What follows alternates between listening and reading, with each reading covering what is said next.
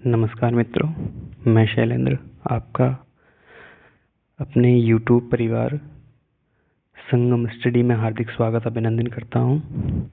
मित्रों, जैसा कि आप लोग जानते हैं, हम MP वर्ग 2 की मुख्य परीक्षा को ध्यान में रखकर प्रश्नोत्तरी कर रहे हैं, जिसमें हम प्रत्येक दिन एक नए पाठ को लेकर के उससे बनने वाले सभी प्रश्नों को देखते हैं।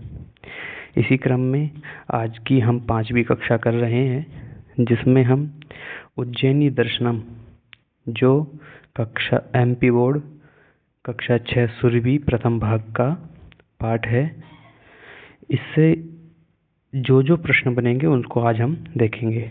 आशा करता हूं कि आप सब इस कक्षा को देखने से पूर्व उज्जैनी दर्शनम नामक पाठ को पढ़ के आए होंगे, जिससे आपको अपना मूल्यांकन करने में और आसानी होगी कि आपने क्या पढ़ा और उस पाठ से बनने वाले जो प्रश्न हैं उनको आप कितना हल कर पाए। चलिए मित्रों, समय न लेता हुआ मैं पुनः आपका कक्षा में स्वागत करता हूं और हम पहले प्रश्न को देखते हैं। पहला प्रश्न क्या है,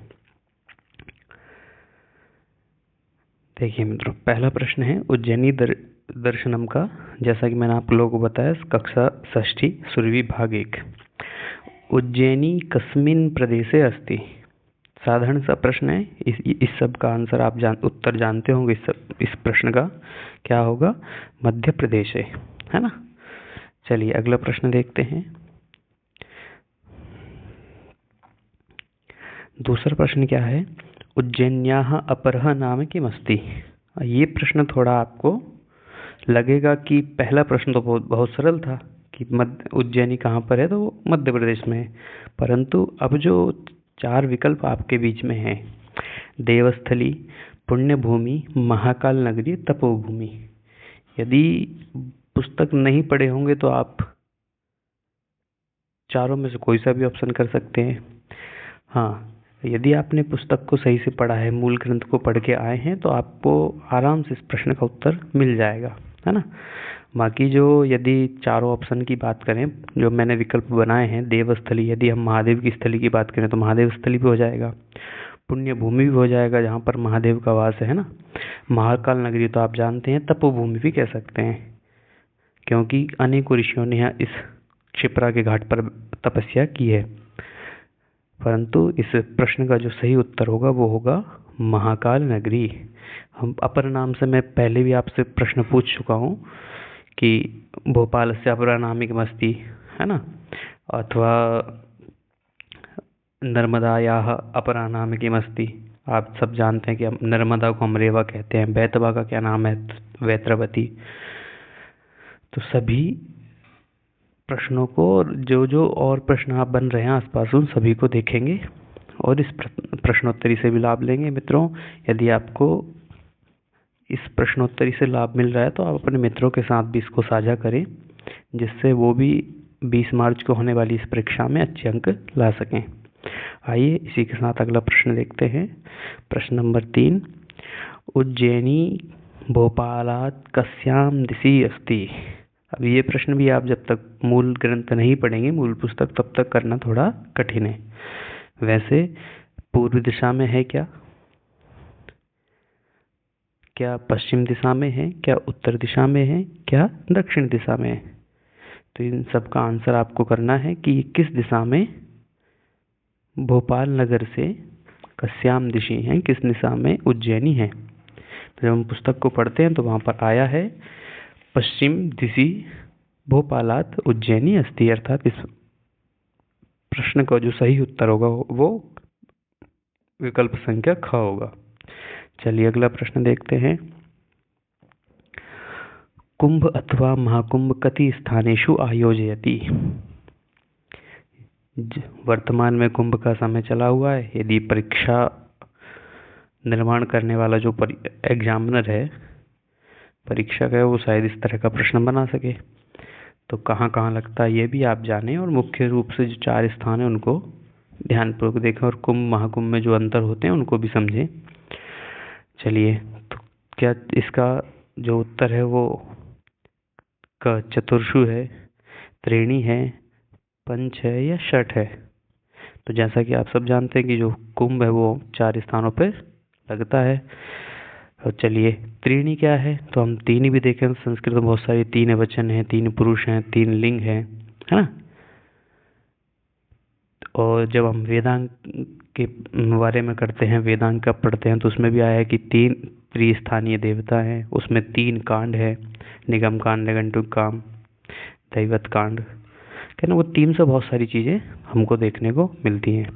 ऐसे ही 5 क्या हैं, तो 5 हमारे व्याकरण के मुख्य प्रयोजन हैं, जैसे रक्षा, ऊहा, आगम, लघु, संदेह, है ना। और 5 से क्या हो सकता है, पंच लकार, जिनको हम मुख्य रूप से प्रयोग करते हैं, लट लकार, लोट लकार, लंग लकार, विधिंग लकार, लृट लकार, है ना। और 5 संख्या से क्या हो सकता है, 5 निघंटु मध्याय हैं। तो इस तरह से बनने वाले बहुत सारे प्रश्न, आप उनको भी तैयार करें, आसपास जो भी चीजें हैं, है ना। चलिए आगे संख्या दी हुई है 6 से क्या है, तो षड वेदांग है, शिक्षा, कल्प, व्याकरण, निरुक्त, छंद, ज्योतिष। और जब हम शिक्षा की बात करते हैं उसके भी 6 अंग है, वर्ण, स्वर, संतान, वर्ण, मात्रा, स्वर, संतान, इस तरह से। चलिए आइए अगला प्रश्न देखते हैं, और इस प्रश्न का जो ऑप्शन है वो है विकल्प ख। चलिए 5वां प्रश्न देखते हैं, उज्जैनी कस्याम नद्याम तटे अस्ति। तो मित्रों जल्दी आप बताइए इसका क्या आंसर होगा, और जो भी आंसर है आप कमेंट बॉक्स में जरूर लिखें, है ना। चलिए क्या है, क्या नर्मदा के तट पर उज्जैनी नगरी है, क्या वैत्रवती, वैत्रवती अर्थात बैतवा नदी के तट पर है, या माही के, या क्षिप्रा के है। तो जैसा कि आप सभी जानते हैं कि उज्जैनी क्षिप्रा नदी के तट पर है। आप यदि मूल ग्रंथ का अध्ययन करके आए हैं, आपने उज्जैनी दर्शनम नामक पाठ पढ़ा है, तो आपको यह प्रश्न बहुत ही सरल लगा होगा। चलिए अगला प्रश्न देखते हैं, क्षिप्रा नद्याः समीपे मुख्य दर्शनीय स्थलम किमस्ति। अब बताइए, क्या महागणेश मंदिरम है, क्या काल भैरव मंदिरम है, या चतुर्धाम मंदिरम, या महाकाल मंदिरम है। अब ये प्रश्न थोड़ा आपको उलझाने वाला है। चलिए मैं इसका उत्तर बताता हूँ। इस प्रश्न का जो सही उत्तर है वो है विकल्प संख्या घ, महाकाल मंदिरम। परंतु उज्जैनी में इसी क्रम में ये सारे मंदिर आते हैं। जब भी हम महाकाल मंदिर जाते हैं, महाकाल मंदिर से हम सबसे पहले फिर जाएंगे महागणेश मंदिरम, फिर हरिसिद्धि मंदिरम, फिर चतुर्धाम मंदिरम, फिर चिंता गणपति मंदिरम, फिर मंगलनाथ मंदिरम, फिर काल भैरव मंदिरम। तो इस प्रकार से इनका क्रम है, और आप पुस्तक को जब पढ़ें, पाठ को पढ़ें, तो उनको क्रम से लिख करके याद कर लें, है ना। क्रम से भी पूछा जा सकता है, और ये तो पूछा ही आपसे, क्षिप्रा नद्या समीपे मुख्य दर्शनीय स्थलम किमस्ति। चलिए आगे अगला प्रश्न देखते हैं, सर्वदा मंदिरात किम श्रूयते। अब ये देखिए, जब तक नहीं पढ़ेंगे तो ये प्रश्न भी आपको खुल जाएगा। भजन संगीत भी मंदिर में होता है, शंखनाद भी होता है, घंटानाद भी होता है, ढक्कानाद भी होता है। अब जो पढ़ेगा मूल पुस्तक वो ही इस प्रश्न को सही कर सकता है। जो तुक्के से कहते हैं, संस्कृत वाले गायत्री मंत्र बोल करके अगला जो अंतिम जहाँ पर आएगा उस पर लगा देंगे ना, ओम नमः शिवाय बोल करके, तो ओम नमः शिवाय तभी आपका काम करेगा। महाकाल महादेव आपकी इस परीक्षा में सहायता तभी करेगा जब आप इसको मूल पुस्तक से पढ़ के आएंगे। तो सर्वदा मंदिरात किम श्रूयते, तो वहाँ पर भजन संगीत है, तो वो भी है तो सही होता, वहाँ पे भी है, पर प्रश्न पाठ में ऐसा नहीं है। न शंखनाद है, शंखनाद, न गढक्कानाद। वहाँ पर क्या ऑप्शन है, क्या लिखा है, घंटानाद, सर्वदा मंदिरात घंटानाद श्रूयते। चलिए अगला प्रश्न देखते हैं, अत्र महाकाल नगर्यां कति क्रोशी यात्रा भवति। क्या त्रिक्रोशी होती है, क्या पंचक्रोशी होती है, क्या सप्तक्रोशी होती है, नवक्रोशी होती है। तो जब हम इस पाठ को पढ़ते हैं तो ना तो वहाँ त्रिक्रोशी का कोई वर्णन मिलता है, ना सप्तक्रोशी का वर्णन मिलता है, ना ही नवक्रोशी का। वहाँ पर हमें जो वर्णन मिलता है वो होता है पंचक्रोशी यात्रा, अर्थात उज्जैनी में पंचक्रोशी यात्रा होती है। पंचक्रोश यानी एक, जैसे हम किलोमीटर नापते हैं ऐसे ही 5 कोस का परिमाप होता है। चलिए अगला प्रश्न देखते हैं। प्राचीन कालतः उज्जैनी कस्याः केन्द्रमस्ति? क्या विज्ञान केन्द्रमस्ति, कला केन्द्रमस्ति, संस्कृत विद्या केन्द्रमस्ति अथवा एतेषु न किमपि? तो मित्रों, इस प्रश्न का क्या विकल्प क सही है, क्या ख सही है, क्या ग सही है या घ सही है? आप पुस्तक पढ़ के आए हैं तो आपको अवश्य में पता लग जाएगा। इस प्रश्न का जो उत्तर है वो है संस्कृत विद्या केंद्र। ना तो ये है ना ऊपर वाले दोनों है ना। चलिए अगला प्रश्न देखते हैं। भगवान श्री कृष्ण से इतिहासम कुतः जानन्ति? लोग, मेरे जैसे आप जैसे लोग भगवान श्री कृष्ण का इतिहास कहाँ से मिलता है, कहाँ से लोग जानते हैं? तो महाकाल मंदिरात, हरिसिद्धि मंदिरात, सांदीपनी आश्रमात या जंतर मंतरात? तो मित्रों, इस प्रश्न का जो सही आंसर होगा वो होगा सांदीपनी मंदिर आश्रमात। ना तो महाकाल मंदिर से मिलता है, वहाँ तो महादेव की पूजा अर्चना आराधना होती है। इसका महाकाल मंदिर का वर्णन कालिदास ने मेघदूत ने भी अच्छे से किया है। हरिसिद्धि मंदिर की व्याख्या जाते हैं तो वहाँ हमको देखने को मिलती है। दूसरा, जंतर मंतर जो है वो भी घूमने का एक दर्शनीय स्थल है, परंतु श्री कृष्ण भगवान का जो इतिहास है वो हमें सांदीपनी आश्रम से प्राप्त होता है। चलिए अगला प्रश्न देखते हैं। पूर्व दिशि पदे का विभक्ति? तो क्या विभक्ति होगी, कौन सा वचन होगा? तो ये तो आप लोग बताइए। पूर्व दिशि क्या चतुर्थी एक वचनम है, या सप्तमी एक वचन है, या षष्ठी एक वचन है, या ऊपर जो तीनों दिए हैं वो हैं? तो मित्रों, जब हम पूर्व दिशि शब्द दिक् शब्द का रूप पढ़ते हैं तो वहाँ पर सप्तमी विभक्ति एक वचन बनता है दिक्षी, है ना। चलिए, और भी इस तरह के जो शब्द दिए गए हैं आप उनको अच्छे से एक जगह नोट कर लीजिए कि इस शब्द में ये विभक्ति है, जो भी आपको यूनिक लगता है ना। और सुरभि के अलग लिख लीजिए, सुरभि भाग 2 के अलग लिख लीजिए। जो 3-3, 4-4 पार्ट आपको लगाए गए हैं, जैसे उज्जैनी दर्शनम है, भोजस्य शिक्षा प्रियता है, संख्या बोध है, अस्माकम प्रदेश है, चत्वारि धामानि, तो इनको अलग से लिख लीजिए। और एक एक को जो यूनिक अलग अलग विशिष्ट शब्द जो दिखाई देते हैं उनको लिख करके याद कर सकते हैं, इनके एक बार दोहरा सकते हैं। चलिए आगे। पंचक्रोशी यात्रायाम पदे का विभक्ति? जो पंचक्रोशी यात्रायाम शब्द लिखा है इसमें कौन सी विभक्ति होगी? क्या द्वितीय एक वचनम होगा, या सप्तमी एक वचनम होगा, क्या षष्ठी बहुवचन होगा, या द्वितीय बहुवचन होगा? तो मित्रों, यदि आपको सही से प्रश्न आपने नहीं पढ़ा है तो आप द्वितीय एक वचन भी कर सकते हैं, जैसे रमायाम होता है, रमाम होता है। क्यों, कई बार हम प्रश्न को भी सही से नहीं पढ़ते हैं तो इस तरह की छोटी छोटी गलती कर देते हैं, फिर बाद में हमको पता लगता है कि ओहो ये प्रश्न हमारा गलत हो गया है। तो आप इसको ध्यान से पहले प्रश्न को सही से समझेंगे और फिर इसका आंसर करेंगे।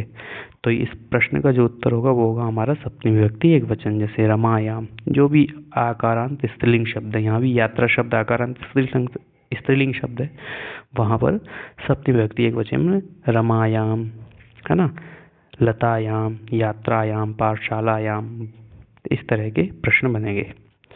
चलिए अगला प्रश्न देखते हैं। हमारे कुछ प्रश्न और रह गए हैं आज की श्रृंखला के। आकाशे किमस्ति? अब ये प्रश्न भी जब तक हम नहीं पढ़ेंगे मित्रों मूल पुस्तक, तब तक नहीं होगा सही। तो आप इस प्रश्नोत्तरी को अवश्य करिए, जो कि आपको लाभदायक होगी, परंतु पहले मूल ग्रंथ, मूल पुस्तक पढ़ के आइए, उसको एक बार देख कर आइए, है ना। क्योंकि अब बिना देखे ये प्रश्न हल नहीं होगा, क्योंकि ग्रह भी होते हैं। यहाँ थोड़ा मिसप्रिंट हो गया है, आप इसको गृह की जगह ये करिए गृहम, है ना, तो वो भी नहीं होगा। इसके बाद यदि हम फिर बात करें सूर्यम, तो ये भी वहीं होता है, नक्षत्र भी आकाश में होते हैं, परंतु पाठ के अनुसार देखेंगे तो ये हमारे ऑप्शन सारे विकल्प गलत हैं। सही विकल्प क्या होगा? तारक लिंगम, क्योंकि वहाँ पंक्ति आई है आकाशे तारकम लिंगम पाताले हाटकेश्वरम मृत्युलोके महाकालम लिंगत्रयम उपासमय, है ना। चलिए वो जो श्लोक दिया है उस श्लोक को भी याद करें। आकाशे तारकम लिंगम पाताले हाटकेश्वरम मर्त्यलोके महाकालम लिंगत्रयम उपासमहे। चलिए अगला प्रश्न देखते हैं हमारा प्रश्न नंबर 14। मर्त्यलोके, अभी मैंने बोला आपको वो श्लोक याद कर लिए, मर्त्यलोके किम भवति, मर्त्यलोके महाकालम लिंग उपासते। एक मिनट, क्या है, महाकालम लिंगत्रयम् उपासते। इस प्रश्न का जो अंतिम में वहाँ श्लोक दिया उसको याद, धन्यवाद आपका, आपने इस कक्षा को ध्यानपूर्वक देखा और मैं आशा करता हूँ आपको अवश्य इस कक्षा से लाभ होगा। और इस तरह की प्रश्नोत्तरी को डेली प्रतिदिन देखने के लिए हमारे YouTube संगम स्टडी चैनल को सब्सक्राइब करें, शेयर करें और बेल आइकन के बटन को भी अवश्य दबाएं, जिससे जो प्रतिदिन कक्षा हो रही है उसकी सूचना आपको मिल जाए। अस्तु, आप लोगों ने पूरी कक्षा को ध्यानपूर्वक देखा, आप सबका बहुत बहुत धन्यवाद। पुनः मिलते हैं एक नए पाठ के साथ, कुछ नए प्रश्नों के साथ जो आपकी परीक्षा के लिए लाभकारी होंगे। अस्तु, नमो नमः, धन्यवाद।